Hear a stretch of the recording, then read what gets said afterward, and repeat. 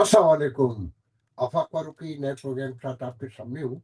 मौजूद यकीनन पाकिस्तान है और सारी खबरें वही हैं कि बसंत भी नाकाम हो गई और एहतजाजी कॉल भी तहरीक इंसाफ की माशाल्लाह से दोनों फारिग हो गए।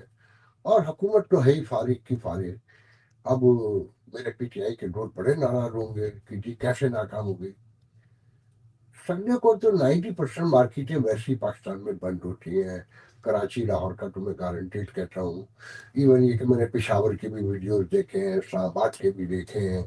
कहीं कुछ दुकानें बंद भी हैं, ऐसा नहीं है कि मुकम्मल खुला हुआ था, मगर जो बाजार खुले होते हैं वही खुले थे और जो बाजार बंद होते हैं वो बाजार बंद थे। और कोई इम्पोर्टेंस मैं नहीं समझता। और ये एक्सपेक्टेड था, ये पीटीआई भी एक्सपेक्ट करती थी। जो सबसे दिल खराश बात है कि बसंत नाकाम हो गई।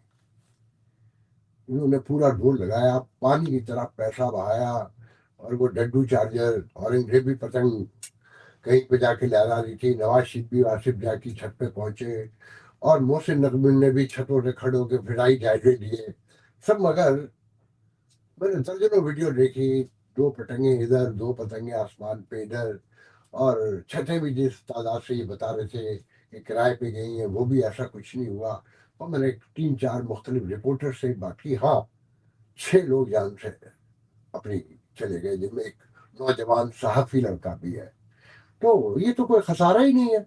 इतने बड़े फंक्शन में अगर 5-6 जाने चली गई तो क्या हो गया? क्योंकि ना वो मेरे घर से गई हैं, ना वो आपके घर से गई हैं, ना वो मरियम के घर से गई हैं, ना वो फील्ड मार्शल के घर से गई हैं, ना आईजी पुलिस के घर से गई हैं, ना नवाज शरीफ के घर से गई हैं। तो सो व्हाट? जिनके हैं वो रोज होके चुप हो जाएंगे। ये तो 78 साल से मक्तलगाह में है, ये रोज यही होता है। जो सबसे इम्पोर्टेंट तरीन बात मैं समझता हूँ कि उस पर हम चर्चा करेंगे अभी। आपने सुन लिया होगा कि जी आनियां जानियां शुरू हो गई हैं कि आईसीसी का दबाव पड़ गया है, तो मोहसिन नकवी वजीर दाखिला बोर्ड क्रिकेट बोर्ड के चेयरमैन शहबाज शरीफ से मिलने का फैसला कर लिया है कि जी बड़ा दबाव है। और बीसीसीआई के वाइस प्रेसिडेंट जो है वो शायद सिंगापुर के कोई मुसलमान है, वो भी लाहौर पहुंच गए हैं। बसंत भी उन्हें मनवाई है। बसंत तो बांग्लादेश के जो क्रिकेट बोर्ड के चेयरमैन है, आई मीन उन उनसे भी मनवाई गई है। उन्होंने भी पतंग उन्हें भी पतंग उड़ाते हुए दिखाया गया है। तो अगले अब आज सुबह तक और कल शाम तक पाकिस्तान के आप सुन लेंगे कि जी जाके खेलेंगे। क्योंकि इन्होंने 3 शर्तें उनके सामने रखी कि एक तो ये कहा है कि आप हम एक ही शर्त पे करेंगे कि इंडिया हमसे अब सीरीज भी खेले और पैसे बनते हैं हमारे मैच से। अगर हम ना खेलें या इंडिया ना खेले तो इन दो की वजह से बनते हैं, तो हमें हिस्सा भी प्रॉपर मिलना चाहिए। एक चीज की कोई और शेक भी रखी है इन्होंने कि सबसे बड़ी बात है सीरीज मांगी है। अब वो इंडिया इस पर राजी होता है नहीं होता है, या हो गया है कि नायब सदर को भी भेजा है। मगर ये तय हो चुका, जो मैं आपको 4 दिन पहले से बता चुका हूँ कि ये क्रिकेट खेलेंगे।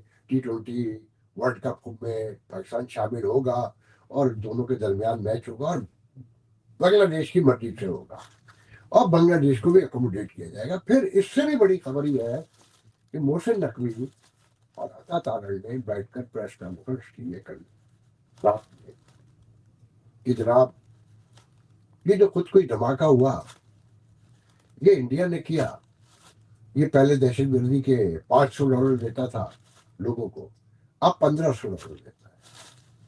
भाई अपने यहाँ गुर्बत कम करें तो लोगों का लालच भी कम होगा। और ये कि अगर एक धमाका हुआ है तो 99 हमने रोके भी है और भारत दर पर्दा ये सारे खेल खेल रहा है। और अता तारण कहते हैं कि ये दहशत गर्दी लौट कर आई है पीटीआई की वजह से।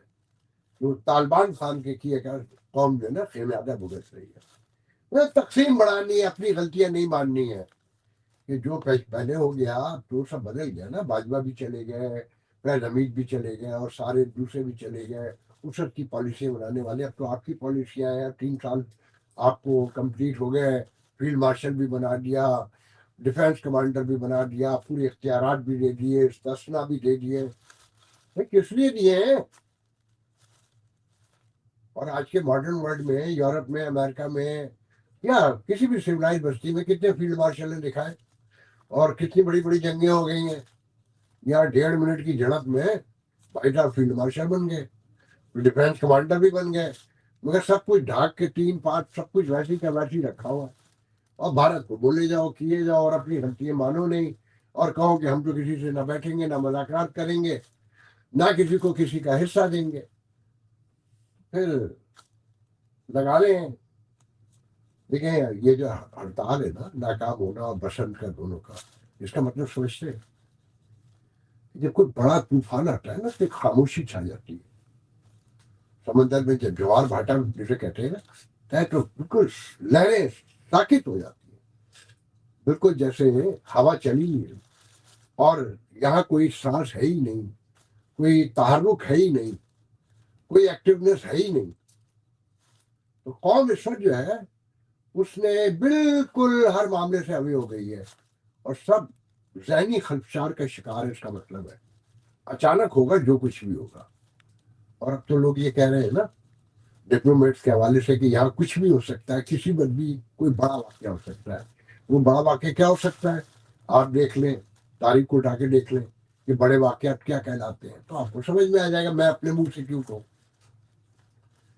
दूसरी बात करनी थी कि यहाँ पर अमेरिका में कि जो बड़ी इंपॉर्टेंट बात है, बड़ा हैरान भी था मैं कि यहाँ अमेरिकन पाकिस्तानी तंजीमें हो, कारोबार आपस में हो, ये चलते नहीं है कभी भी। इनकी कोख से दूसरे कारोबार जन्म लेते हैं, तंजीमें जन्म लेते हैं। मुझे आज तक याद है कि एक लीग ऑफ यूएसए समथिंग, ये नहीं जो न्यूयॉर्क में थी वो नहीं, मेरे जहन में नाम नहीं आ रहा, वाशिंगटन में फेडरल बनाई गई थी जिसमें हमारे डॉक्टर अशरफ अब्बासी भी थे और विक्टर गिल भी थे और डॉक्टर अकरम चौधरी भी थे और बहुत सारे, डॉक्टर खालिद उस्मान भी उसके सदर रहे, आखिरी शायद अब भी हुई है, मैं नाम भूल रहा हूँ उस तंजीम का। तो जब उसमें स्प्लिट हुआ तो हुसैन हक्कानी जो है वो एम्बेसडर हुआ करते थे। तो उन्होंने कहा कि पाकिस्तानी जहाँ जमा हो 22 हो तो 24 तंजीमें खुद ब खुद बन जाती हैं। एक अपना थी American Pakistani physician association north America, जो 48 साल से एक थी। और मैं हैरान होता था कि यार ये को बांझ है या ये पाकिस्तानी नहीं है, मतलब इसको नमक हरामी बन हो रहा है कि इतनी बड़ी तंजीम और अभी तक इसकी कोख से इसमें कोई बच्चा ही नहीं जना। तो माशाल्लाह मुबारक हो, साबित कर दिया पाकिस्तानी है। कनाडा का जो चैप्टर था उसने आज़ादी का ऐलान कर दिया और कमाल तरीके से किया कि खामोशी से अंदर अंदर तैयारियां थी कि इलेक्ट प्रेसिडेंट भी आ गया, मौजूद एक नया प्रेसिडेंट भी आ गया, कमेटियां भी सारी बन गई, उनके चेयर भी सामने आ गए, 70, 80, 90 के करीब। तो उस कमेटियों में शो किए गए, ग्रीवेंस एथिक्स कमेटी भी है, केबल कमेटी भी है और जितनी कमेटी हो सकती हैं, इलेक्शन कमेटी भी है और ह्यूमन राइट्स कमेटी भी है और जो पाकिस्तान में वर्क के हवाले से वो भी कमेटी, मतलब दर्जनों कमेटी है। और इन्हें पता ही नहीं चला। लड़ाई तो बहुत अरसे से हो रही थी। आखिरी तौर पे बताया जाता था कि जी कनाडा में थ्रेट किया गया था, बोर्ड ऑफ एग्जीक्यूटिव बोर्ड ने थ्रेट किया था सेंटर अपना के कि हमारी सदर को नहीं लेकर आए तो अल्बर्टा का चैप्टर ही तहलील कर देंगे। मैं अभी आप बहुत डिटेल में नहीं जाऊंगा, मेरे पास बहुत सी डिटेल है मगर अभी बहुत सी डिटेल आनी बाकी है। लड़ाई तो 1 साल से 2 साल से चल रही थी कि हुमैरा खबर इल्ज़ाम लगाती हैं आसिम मुहिद्दीन पर, और आसिम मुहिद्दीन के लोग इल्ज़ाम लगाते हैं कि इलेक्ट प्रेसिडेंट तो ये थी, जब आसिम मुहिद्दीन प्रेसिडेंट थे तो इनकी जिम्मेदारी थी सारा देखने का। और जब इनका अपना टेनोर शुरू हुआ तो ये अपने लोगों को लाना चाहते थे आगे, वहां के लोग अपने तौर पर डेमोक्रेटिक वे में आना चाहते थे। फिर उस पर पीटीआई का इल्ज़ाम लग गया डॉक्टर तारिक अवान पर, जो वहां पर उस चैप्टर को चला रहे थे। एक लंबी कहानी है और आखिर में रही सही कसर जो एग्जीक्यूटिव बोर्ड ने पूरी कर दी धमकियां दे दे के। बहरहाल वो अलग हो गए और वैसे भी उनकी हैसियत क्या थी, वो अपना के एक बधायन एक चैप्टर थे, मगर उनके साथ सुलूक वही था जैसे पाकिस्तानी फौज का एस्टेब्लिशमेंट का बलूचियों के साथ होता है कि बस जब चाह थप्पड़ मार दिया, जब चाह बहला फुटला के बराबर में बिठा लिया और उनकी कोई बहुत बड़ी तादाद भी इनके साथ शामिल नहीं थी, कोई 129 मेंबर बताए जाते हैं, जबकि उनकी वहाँ तादाद लाइसेंसिंग के साथ लाइसेंस होल्डर जो है कनाडा के, वो 2,500 से 3,000 बताए जाते हैं। तो अब देखें कि वो क्या करते हैं। अच्छा, फिर अमेरिकन पाकिस्तानी एम्बेसडर के हवाले से कहा जाता है कि जी उसकी सारी आनिया जानिया तो वो कोई भी हो अपना की हद तक होती है, कि आ रहे हैं, जा रहे हैं, बैठे हैं, मिल रहे हैं, जुल रहे हैं, अपना रिजीम बना रहे हैं, अपनी जो हुकूमत की पॉलिसी है वो दे रहे हैं। तो कनाडा में जो पाकिस्तानी एम्बेसडर था वो बेचारा खाली बैठा रहता था, वो तंजीमें तो है ही नहीं पाकिस्तानी अमेरिकन, कोई बड़ी तंजीमें ना अमेरिका में ना कनाडा में, तो वो फारिग था, उसको तो कहीं भी जाने को नहीं मिलता था। अब माशाल्लाह से वहाँ चैप्टर बनेंगे और काम शुरू होगा, तो कैनेडियन एम्बेसडर भी हमारा बिजी हो जाएगा। बाकी तो हमारा दुनिया में जो परसेप्शन है, जो हमारा जितना काम है, वो सबके इल्म में। तो मैं अभी इस तरफ और बहुत नहीं आऊँगा, अभी तो मैं सिर्फ सुन रहा हूँ कौन किस पे कितने इल्ज़ाम लगा रहा है। और बहरहाल आज़ादी मुबारक हो कनाडा को, कैनेडियन पाकिस्तानी डॉक्टर्स को, कि उन्हें तवील अरसे के बाद समझ आया। और ये कोर्ट वोट तो जा नहीं सकेंगे, वो एक अलग मुल्क है, उनका 503 बिल्कुल डिफरेंट है, उनके टैक्स के मसाइल अलग है, वैसे भी अननेचुरल था ये। साथ में मैं एक और मौजू पे बात करना चाहूँगा कि बहुत सारे लोग कह रहे हैं कि ये इमरान इगरा है, जो मोहसिन नकवी के साथ भी देखे जाते हैं। पाकिस्तान में डिप्लोमेटिक जो इंक्लोजर है, वहाँ उन्होंने अपार्टमेंट भी लिया, सुना बड़ा महंगा इस्लामाबाद में, और मुख्तलिफ वजीरों के साथ भी नजर आते हैं, PTI के साथ भी। उन्होंने मुझसे कहा कि सज्जाद बरकी के कुछ 2 साल पहले की बातें हैं कि उनके यहाँ कोई फंड रेजिंग था या कोई एहतजाजी हवाले से तहरीक इंसाफ की, तो मुझे इमरान इकरा ने कहा कि जो आज कांग्रेस में जा रहे हैं वो मैंने भेजे। अच्छा, जुल्फी बुखारी के करीब रहे, जुल्फी बुखारी के करीब होने की वजह भी मुझे मालूम है कि जब खान साहब यहाँ आए थे यूनाइटेड नेशन के विजिट पर, तो जुल्फी बुखारी को एक जलसे में वाशिंगटन DC जाना था, दूसरी सुबह को हर सूरत में न्यूयॉर्क होना था। तो एक चार्टर तैयारा किया गया था, मुझे उसकी डिटेल भी बताए, चार्टर तैयारा किसने करवाया था, किसका तैयारा था, कौन लोग इन्वॉल्व थे, मगर वो खाते में जुल्फी बुखारी के सामने पड़ा इमरान इगरा के। इसमें अभी वो इसराइल भी गए थे, और इंटरफेथ डायलॉग भी अभी कल ही टॉम सॉटी कांग्रेस में जो लॉन्ग आइलैंड के हमारे यहाँ के हैं, उनके इंटरफेथ डायलॉग में भी कल उनको दिखाया गया है।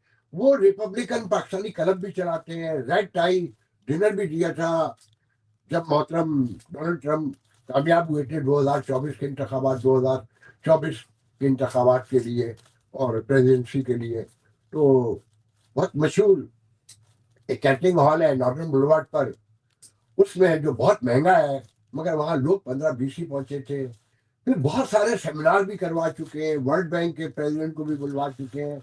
मगर एक सवाल जो मुसलसल लोग पूछ रहे हैं और कर रहे हैं कि भाई साहब काम क्या करते हैं, किसी को भी नहीं पता, कोई काम नहीं करते।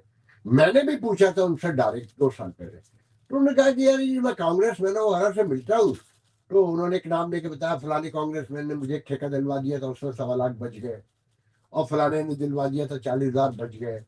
तो ये ताल्लुकात काम भी आते हैं ना।